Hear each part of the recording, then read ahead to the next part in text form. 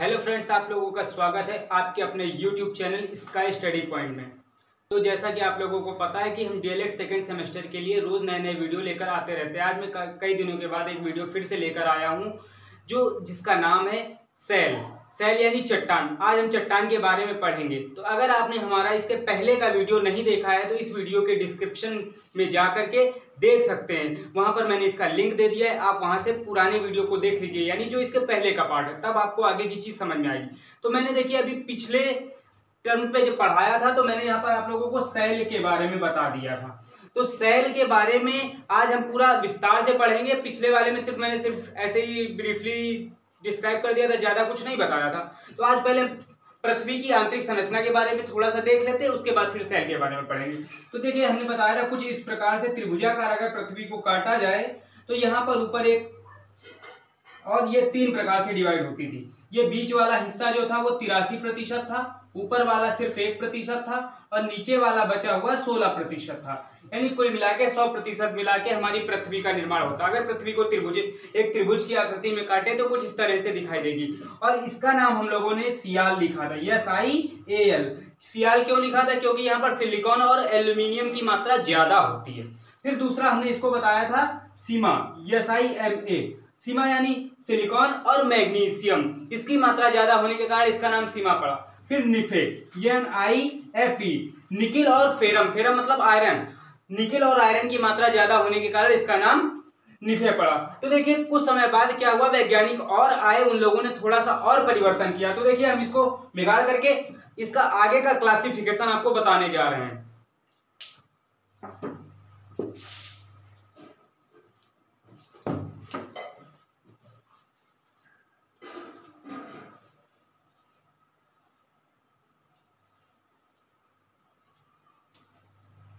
अभी तक वैज्ञानिकों ने क्या किया था?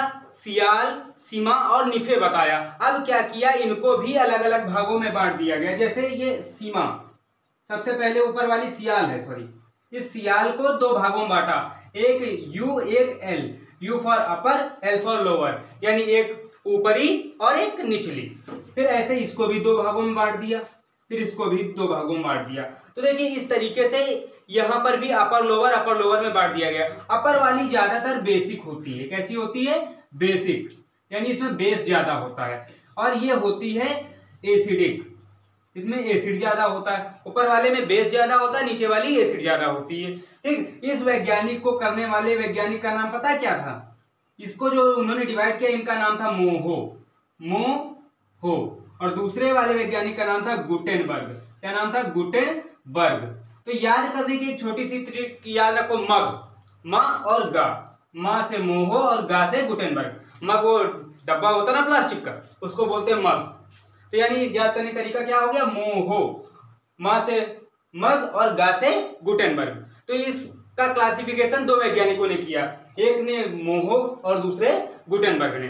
इसके बाद इसका भी कई तरीके से क्लासिफिकेशन किया जा सकता है। सबसे ऊपरी वाली पृष्ठ जो है हमारी, हम लोग उसको क्रस्ट यानी भूप्रपटी कहते हैं। क्रस्ट इंग्लिश शब्द में है, ठीक है, और इसको भूप्रपटी। ठीक, इसके बाद इसको मेंटल, और इसके नीचे वाले को जो है हम लोग क्या कहेंगे? ऊपर क्रस्ट हो गई, मेंटल हो गई, और सबसे लास्ट वाली को हम लोग किस नाम से जानते हैं पता? कोर। किस नाम से जानते हैं? कोर। क्रस्ट, मेंटल और कोर। तो इस तरीके से हम लोग इसका डिवाइडेशन करते हैं। अब हम बात करने जा रहे हैं जो हमारा मेन टॉपिक है, चट्टान, यानी जिसको हम लोग रॉक कहते हैं। तो हम लोग रॉक और रॉक के टाइप के बारे में पढ़ेंगे। तो आप लोगों को मैंने बताया कि पृथ्वी का ऊपरी हिस्सा, यानी ये जो क्रस्ट है या भूप्रपटी है, इसी पर हम लोग समस्त क्रियाएं करते हैं। अगर समुद्र है तो इसी पर है, अगर हम लोग रह रहे हैं इसी पर है, ज्वालामुखी है इसी पर है, यहाँ पर पहाड़ पर्वत सब कहाँ पे है? सब भूप्रपटी पे। तो आइए हम इसको रफ करके आज हम चट्टानों के बारे में पूर्ण रूप से पढ़ेंगे।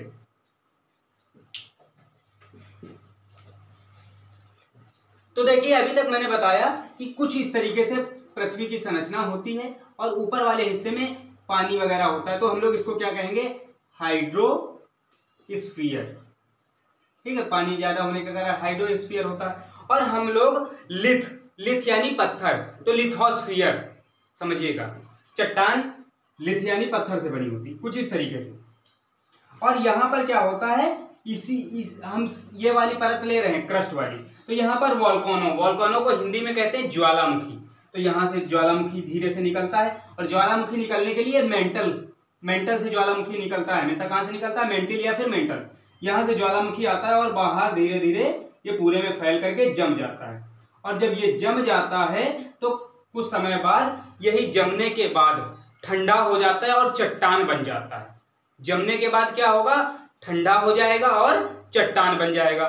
तो चट्टान यानी सेल 3 प्रकार की होती हैं। कितनी होती हैं, 3 प्रकार की। कौन कौन सी चट्टान होती हैं? सबसे पहली होती है आग्नेय सेल, आग्नेय सेल, जिसको हम लोग इंग्लिश में इग्निशियस रॉक कहते हैं। दूसरी होती है जिसको हम लोग कहते हैं परतदार सेल, परतदार सेल, ठीक है। इसी को हम लोग कायांतरित सेल भी कहते हैं, ठीक है। ये परतदार सेल होती है दूसरी वाली। सेडिमेंट्री रॉक तीसरी वाली जो होती है, इसको हम लोग जो है रूपांतरित सेल कहते हैं, रूपांतरित सेल। तो सेल कितने प्रकार के हो गए, आग्नेय सेल, परतदार सेल और रूपांतरित सेल। तो देखिए इनका निर्माण कैसे होता है और इनके बारे में क्या क्या अवधारणाएं हैं, हम आपको सब कुछ बिल्कुल जीरो से बताएंगे। हमारे वीडियो पर बने रहिएगा, छोड़ के मत जाइएगा, स्किप मत करिएगा, नहीं तो इससे बहुत महत्वपूर्ण जानकारी आपको परीक्षा में छूट जाएगी, आपका प्रश्न भी छूट सकता है। तो चलिए शुरू करते हैं। देखिए हमने बताया कि ये परत है हमारी क्रस्ट यानी जिसको हम लोग भूप्रपटि कहते हैं, और उसके नीचे क्या होती है, मेंटल। यहां से लावा यानी मैग्मा निकलता है। क्या निकलता है, मैग्मा। और जब मैग्मा निकलता है तो ये ऊपर आकर के यहाँ पर ऐसे ऐसे पानी की तरह बह करके जमने लगता है। अच्छा, मैग्मा यहाँ से ही क्यों निकलता है, इधर उधर से मैग्मा क्यों नहीं आता, इसका कारण क्या है? होता क्या है, जब हम लोग देखते हैं कि हमारे यहाँ पर जैसे एक परत, दूसरी परत, तीसरी परत, इस तरीके से नीचे से मैग्मा निकल के आता है। मैग्मा क्या होता है, एक तरीके से धातुओं का मिश्रण होता है, और बहुत सारी धातुएं इसमें होती है, इतनी पिघली हुई अवस्था में होती है, अगर किसी के ऊपर मैग्मा फेंक दिया जाए वो जल जाएगा तुरंत, और हो सकता है उसकी मृत्यु भी हो जाए सिर्फ मैग्मा गिरने से। तो ये मैग्मा क्या होता है, छोटे मोटे तो होते नहीं, ज्वालामुखी बहुत बड़े बड़े उद्गार होते हैं, और फैल जाता पूरे में। जब ये फैल जाता तो धीरे धीरे ठंडा होने लगता। अब ठंडा हो जाएगा तो क्या होगा कि ठंडा होकर जम जाएगा और उस पर मिट्टी जम जाएगी। कुछ समय बाद जब बिल्कुल पूर्ण रूप से ठंडा हो जाता है तो ये पत्थर के जैसे कठोर हो जाता है, और उससे निर्माण होता है आग्नेय सेल का।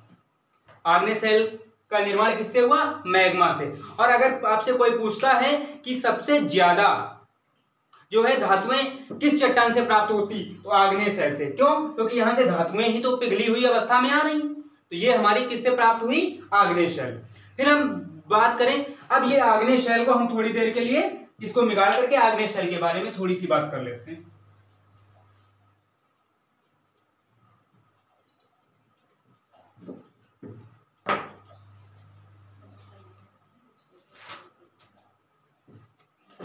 मान लीजिए ये हमारे पास लावा से निकली हुई आग्नेय सेल है। क्या है, लावा से निकली हुई आग्नेय सेल है या मैग्मा है।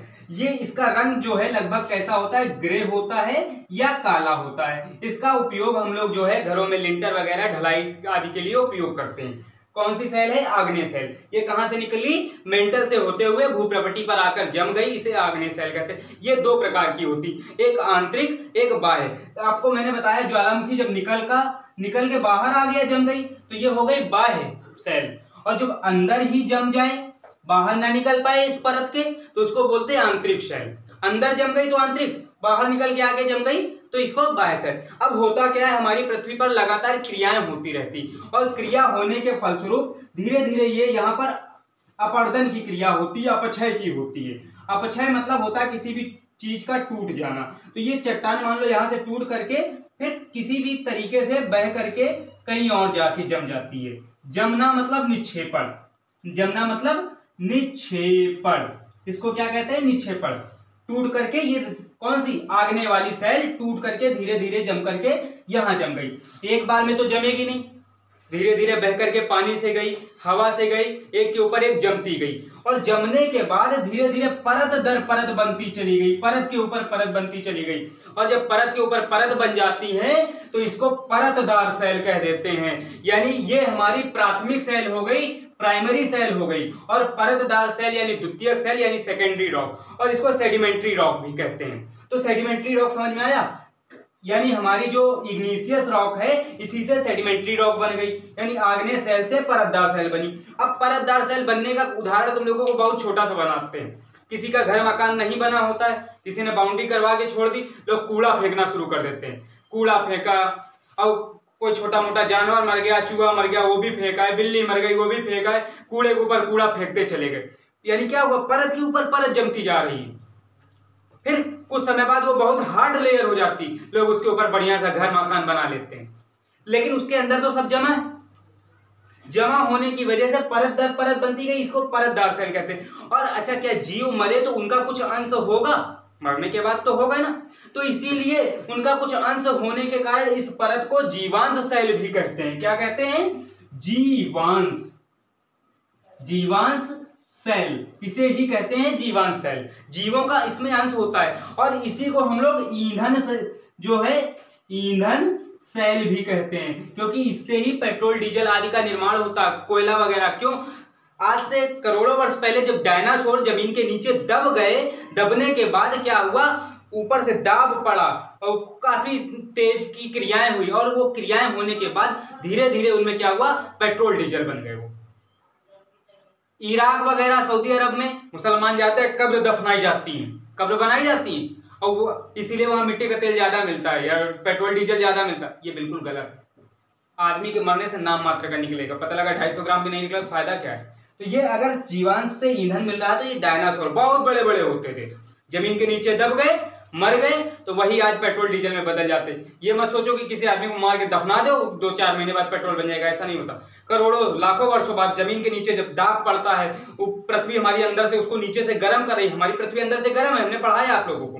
पृथ्वी जब अंदर से गर्म है और ऊपर से दाब पड़ेगा, तो जब उच्चावच क्रियाएं होंगी तो वहां पर पेट्रोल डीजल का निर्माण हो जाता है। तो आपको उम्मीद करते आग्नेय सेल और परतदार सेल आ गया होगा। अब बात करते हैं रूपांतरित सेल। रूपांतरित सेल क्या होती है?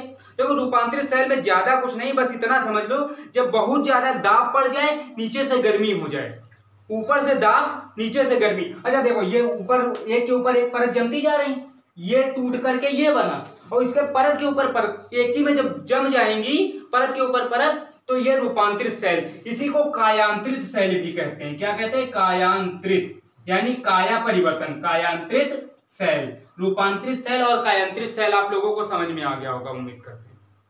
तो सेल का जो टॉपिक था मैंने आप लोगों को बता दिया। अब आपको रूपांतरित सेल का उदाहरण बता दे, तो रूपांतरित सेल का उदाहरण आप लोगों को बिल्कुल छोटा सा एग्जांपल बताएंगे। संगमरमर, मार्बल जिसको कहते हैं, व्हाइट मार्बल, जमीन में दबा रहता है। राजस्थान में एक खान है, उस खान से जो है इसको कायांतरित सेल को निकाला जाता है। व्हाइट पत्थर जमीन में नीचे दबा रहता है, उसी की वजह से वो निकाला जाता है। ठीक, तो ये कौन सा आया? मार्बल निकालने के लिए रूपांतरित सेल। अब परतदार सेल, चौक देखी, खड़िया, चूना पत्थर की परत होती, उससे बनाया गया। ठीक, बलुआ पत्थर लाल वाला आता है जो बलुआ पत्थर, ये परतदार सेल का उदाहरण है। आग्नेय सेल, जो बड़ी बड़ी चट्टानें हमारे सामने पहाड़, इसके उदाहरण है। ठीक, तो उम्मीद करते हैं आप लोगों को जो है ये टॉपिक बहुत अच्छे से समझ में आया। अगर आपको अच्छे से आया तो हमारे चैनल को एक लाइक जरूर कर दें। अगर आप हमारे चैनल पर नए हैं तो इसी को तुरंत सब्सक्राइब करिए, ताकि आने वाली अपडेट आपको आगे मिलती रहे। तब तक आप हमारे चैनल पर बने रहिए। धन्यवाद।